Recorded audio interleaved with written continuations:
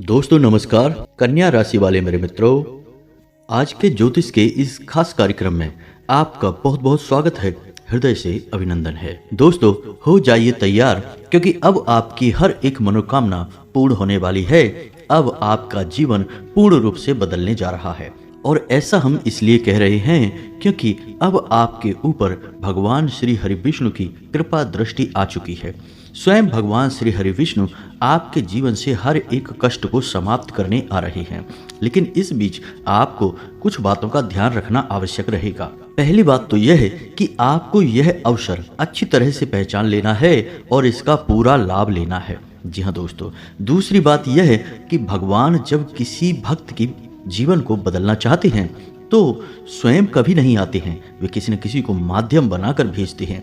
क्योंकि मानव देह में, या यूं कहें कि इंसान के शरीर में इतनी क्षमता नहीं कि वह भगवान को सीधे तौर पर देख सके। इसका प्रमाण यह है कि भगवान श्री कृष्ण ने जब अर्जुन को अपना विराट रूप दिखाया तो पहले अर्जुन को दिव्य दृष्टि दी, दिव्य नेत्र दिए, ताकि भगवान के संपूर्ण दर्शन अर्जुन कर सके। तो इस बात से यह साबित होता है कि मानव शरीर भगवान के सीधे तौर पर दर्शन करने के लायक नहीं है।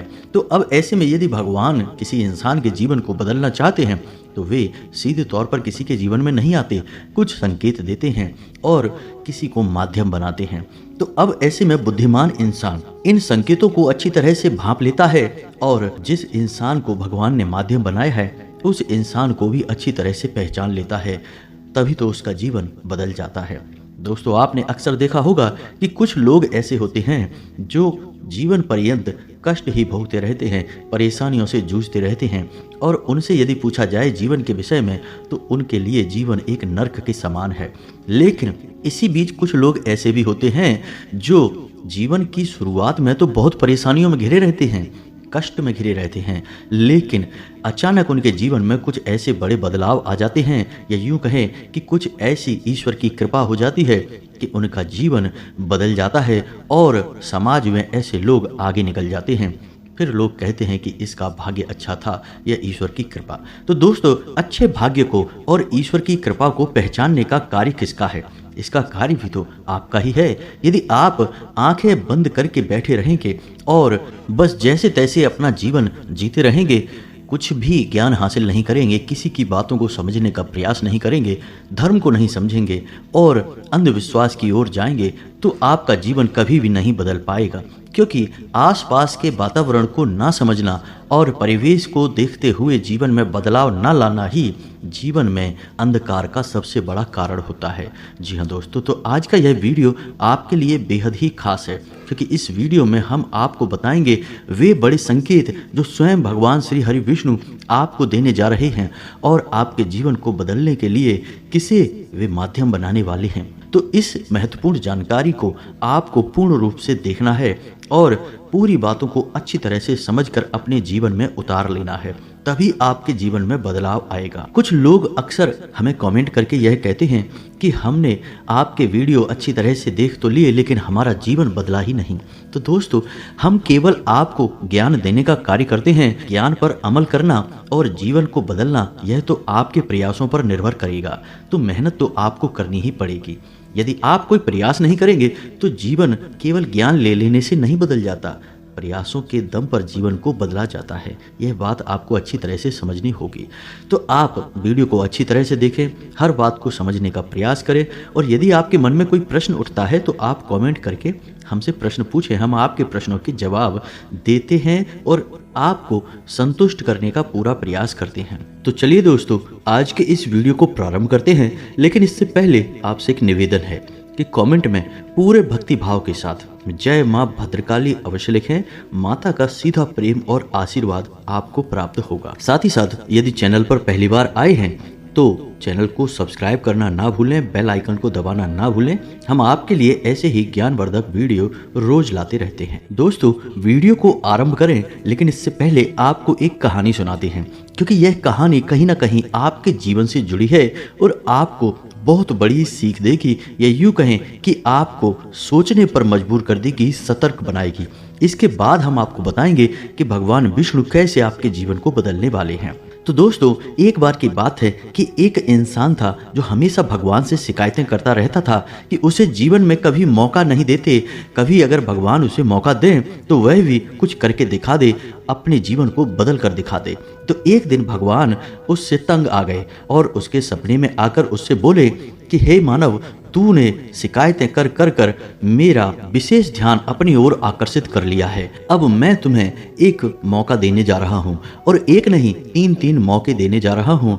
अब देखते हैं कि तुम कैसे इन मौकों का फायदा उठाते हो। तो अब ध्यान से सुनो कि तुम्हें करना क्या है। जब तुम सुबह सोकर जागोगे तो अपने दरवाजे पर बैठ जाना।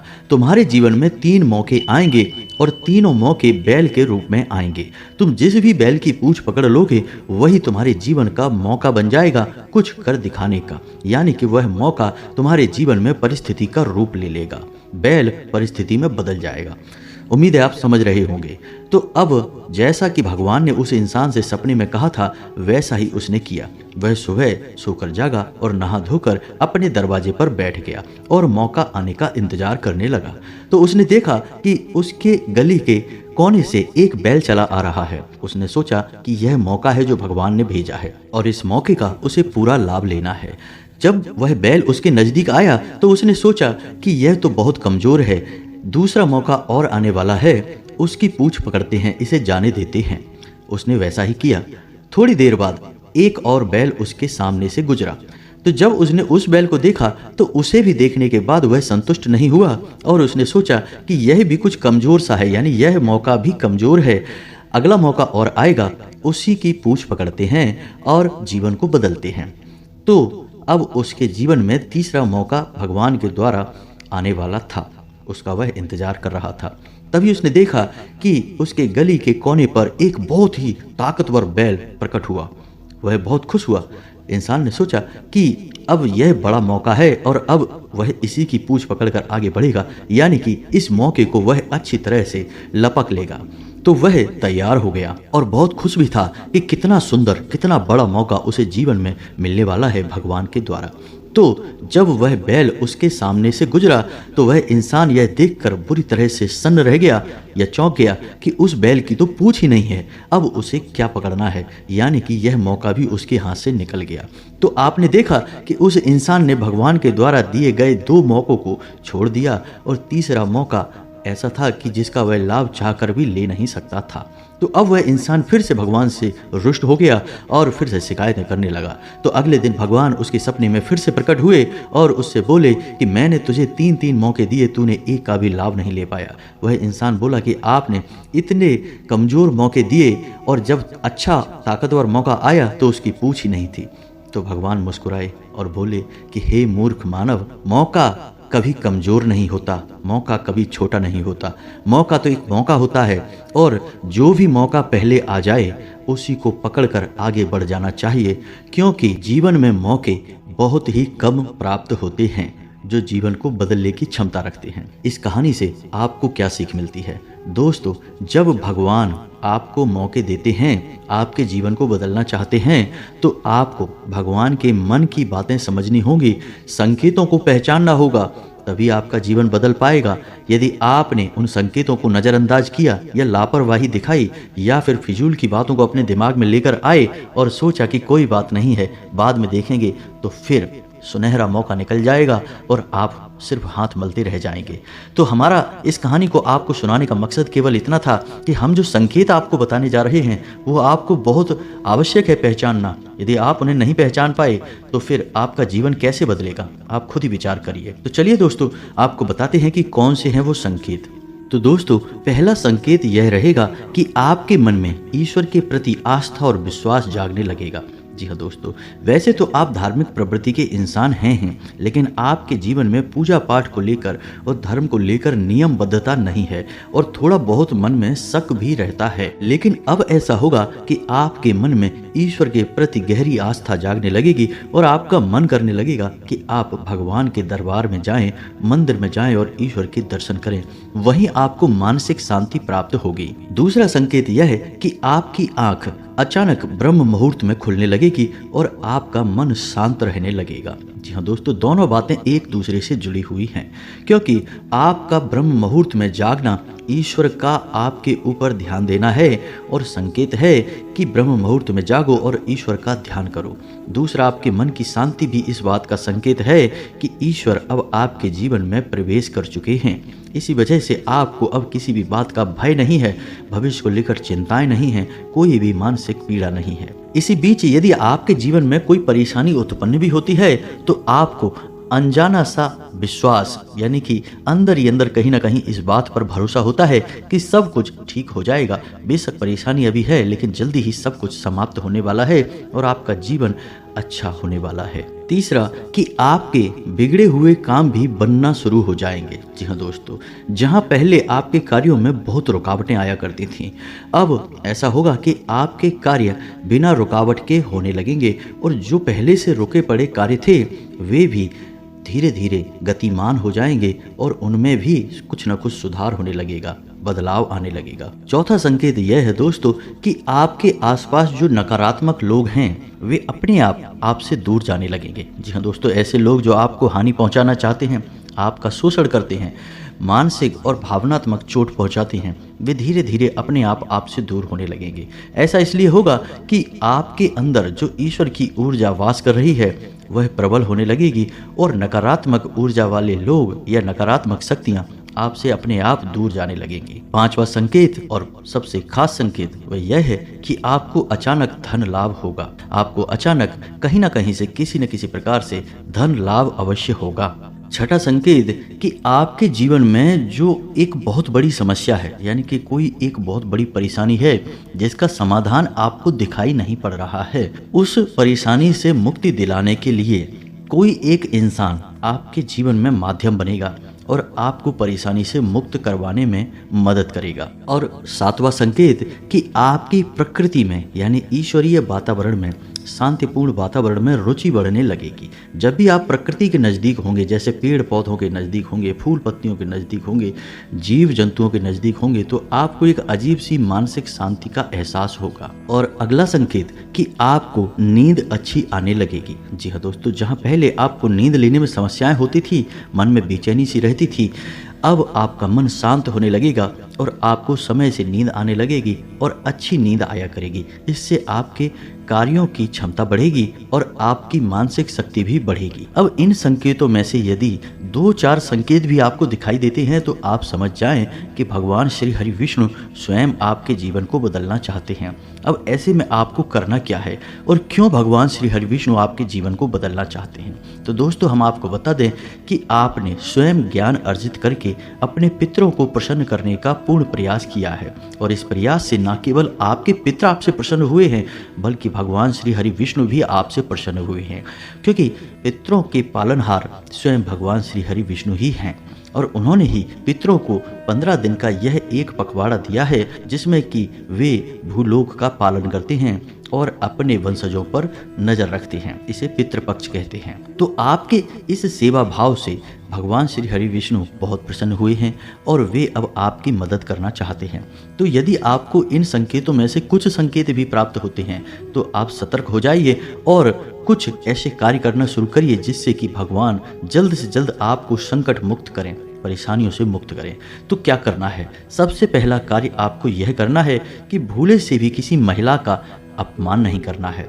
दूसरा कार्य आपको यह करना है कि अपने दरवाजे पर सुबह के समय, दोस्तों याद रखना कि सुबह के समय यानी कि सूर्योदय के समय स्वयं भगवान श्री हरि विष्णु माता लक्ष्मी के साथ हर एक व्यक्ति के दरवाजे से होकर गुजरती हैं। विष्णु पुराण और शिव पुराण में इस बात का विशेष वर्णन मिलता है कि जो व्यक्ति सुबह यानी कि सूर्योदय के समय अपने घर के दरवाजे खोल कर रखता है, जल का सिंचन करता है और एक दीपक जलाता है, उस इंसान से भगवान श्री हरि विष्णु बहुत प्रसन्न होते हैं और उस इंसान के घर में स्वयं माता लक्ष्मी प्रवेश कर जाती हैं। तो आपको भी यही करना है कि सुबह के समय अपने घर के दरवाजे को खोल कर रखें, जल का सिंचन करें और एक चौक बनाकर गाय के घी का दीपक अवश्य जलाएं। दीपक आपको अपने दहलीज पर बीचों बीच जलाना है। सुबह का दीपक माता लक्ष्मी को आकर्षित करने के लिए बहुत आवश्यक होता है। जी हाँ दोस्तों, और इस क्रिया से आपकी कुल देवी या कुल देवता भी आपसे बहुत प्रसन्न होंगे और आपको शुभ आशीर्वाद देंगे। जी हाँ दोस्तों, इसी के साथ साथ आपको इस बात का भी ख्याल रखना है कि अपने घर के बड़े बुजुर्गों का भूल कर भी अपमान ना हो। आप उनके साथ दिन का थोड़ा सा समय अवश्य बिताया करें, उनसे अपने जीवन के बारे में चर्चा करें, सलाह मशवरा अवश्य लिया करें।